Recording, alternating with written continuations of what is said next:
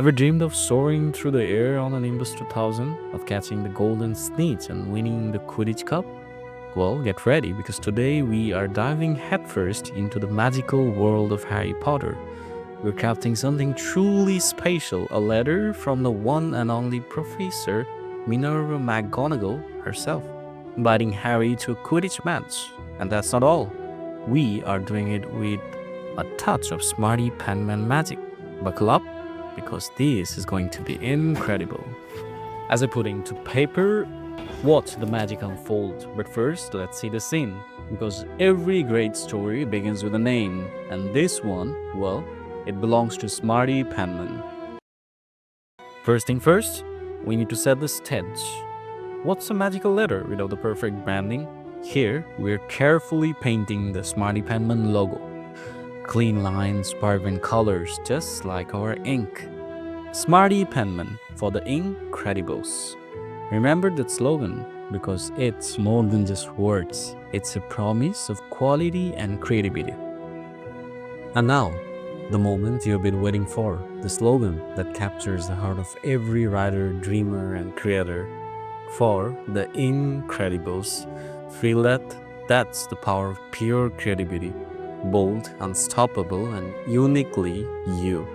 Every letter crafted with care, just like the stories, sketches, and secrets that flow from your pen. Because this isn't just writing, this is magic. The kind that turns blank pages into adventures, doodles into masterpieces, and whispers into revolutions. So go ahead, drip, splash, scribble, and soar. Unleash your imagination because the world, it's waiting for your incredible story. Ah, Professor Minerva McGonagall, Hogwarts' most formidable transfiguration teacher, head of Gryffindor House and a woman who could silence a room with just one raised eyebrow. Strict? Absolutely. But beneath the stern exterior was a heart fiercely devoted to her students. And today, we are recreating one of her most iconic letters, the one that changed Harry Potter's life forever, the gift of Nimbus 2000. But before we dive into the ink, let's talk about the woman behind the quill. Did you know McGonagall was one of the few animagi of her time? A silver tabby cat, elegant, watchful, just like her. And just as she transformed, so too did the role she played in Harry's journey. Starting with this very letter. Now, here's something truly remarkable. The actress who brought McGonagall to life, Dame Maggie Smith, was battling cancer during the filming of The Half-Blood Prince, and yet, she delivered every line with that signature sharp wit and unshakable dignity. Much like McGonagall herself, Maggie Smith powered through, giving us some of the most iconic moments in the series. Think about it, that stern but caring gaze, the way she stood up to Umbridge, even her quiet pride when Harry became an Auror. That wasn't just acting, that was resilience. And today, as you write this letter, we are not just copying words. We're honoring the spirit of two incredible women, one fictional, one very real.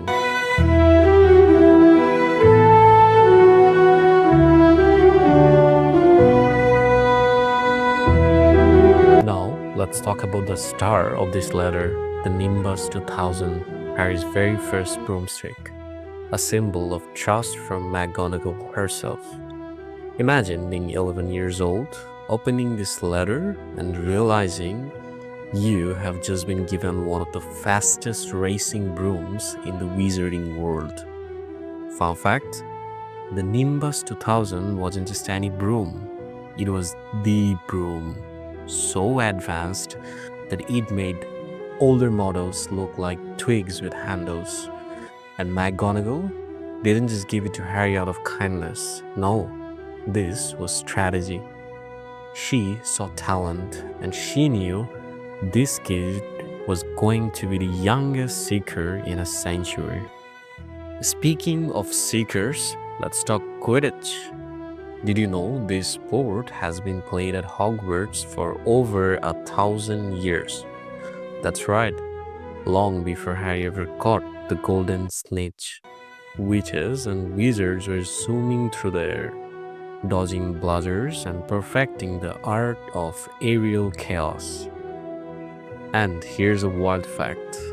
The earliest version of Quidditch didn't even have a snitch.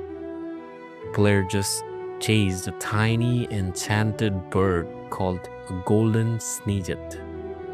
It was so dangerous for the bird that they replaced it with the snitch we know today.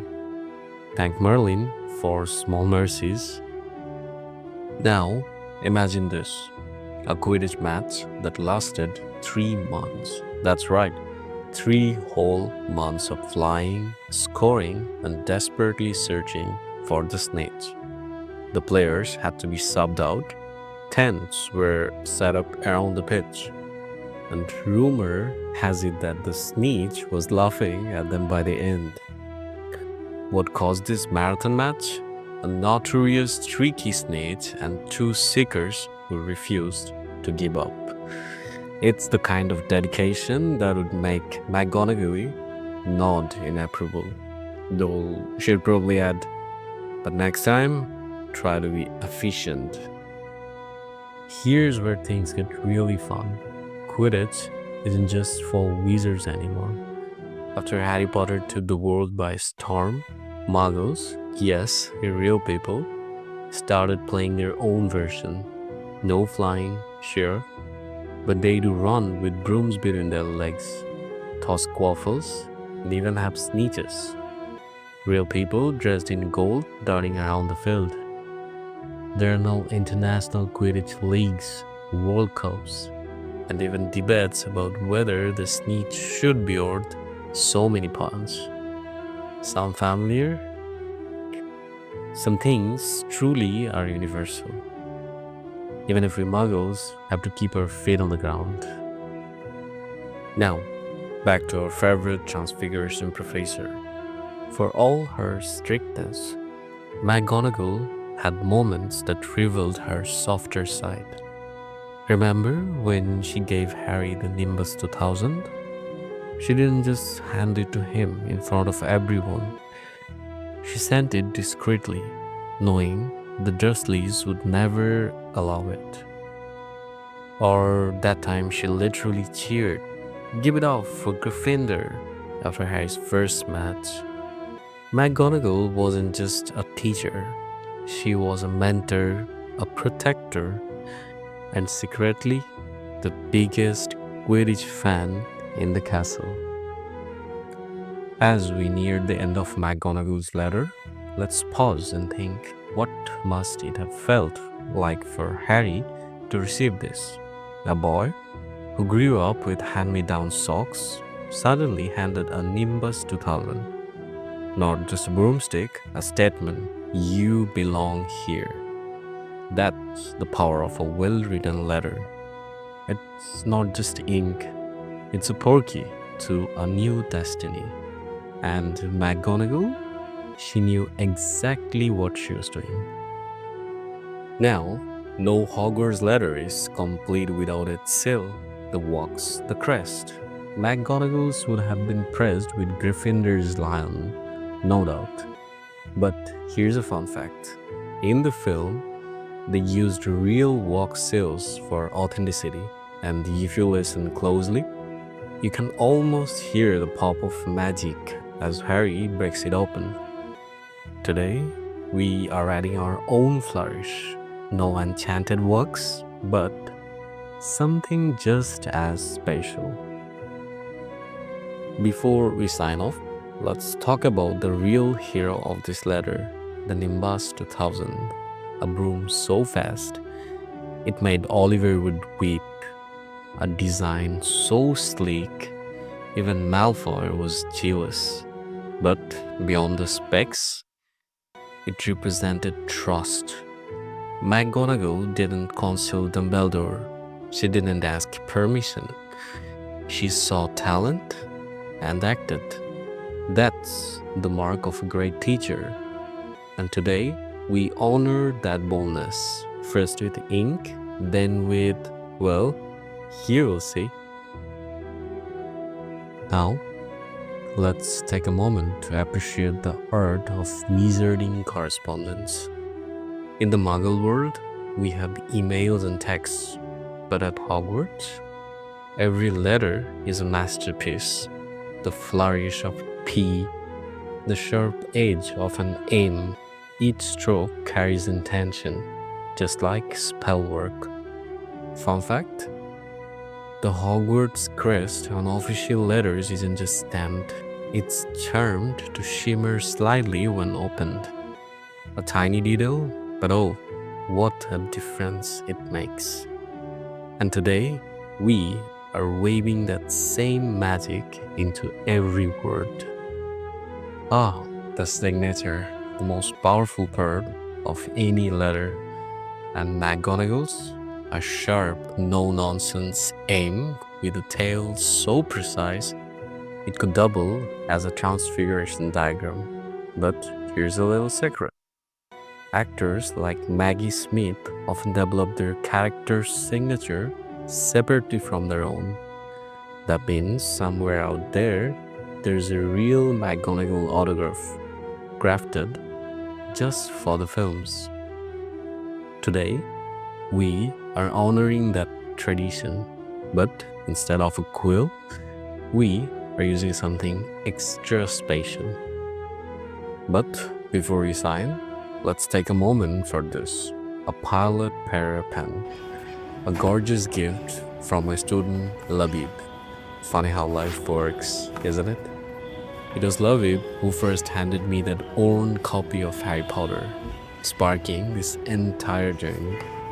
And now, this pen, a tool as elegant as McGonagall's wand, will help bring her words to life one final time. So Labib, this one's for you. Wands may choose the wizard, but pens, they choose the storyteller. And these ones got magic in its sleeve. And now, the Pièce de Résistance, the Nimbus 2000, Harry's first test of freedom, painted in shimmering strokes. It's funny, isn't it? How a broomstick can carry so much meaning, not just a tool for sport, but a symbol of trust. McGonagall didn't just give it to Harry as a toy. She gave him a future. And there you have it, a letter worthy of the real McGonagall, signed with a gifted pen and brought to life with a touch of Quidditch glory. Thank you, Labib, once again for the inspiration. Thank you, viewers, for joining me on this inky adventure. Until next time, keep your quills sharp, your brooms faster, and your creativity as boundless as the Hogwarts library. This is the Smarty Penman signing off. Mischief managed.